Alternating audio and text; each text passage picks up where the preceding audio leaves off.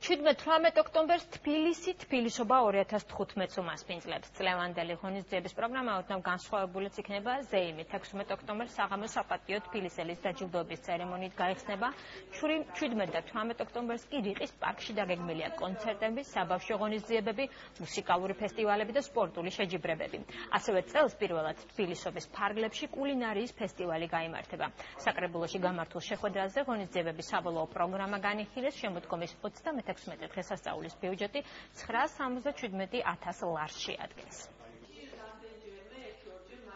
საკრებულოს დაწესებული კონკურსი თბილისი 2015, რომელიც მოიცავს როგორც ლიტერატურის, ასევე სახელოვნებო დარგებს, ზუსტად აი ამ თბილისობის კონტექსტში იქნება გააზრებული.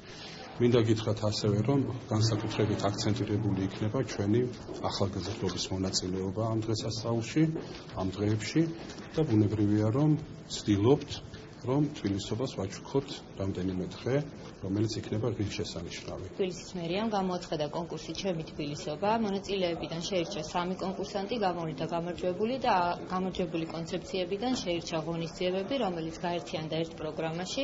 შედგა თბილისობის პროგრამა, ახლა საკრებულოს წინაშე წარმოვადგინეთ ეს პროგრამა თანდათული წარმოდგენილი ბიუჯეტით, რომელიც შეადგენს 977,000 ლარს, აქედან კულტურის ნაწილი გახლავთ 577,000 ლარი.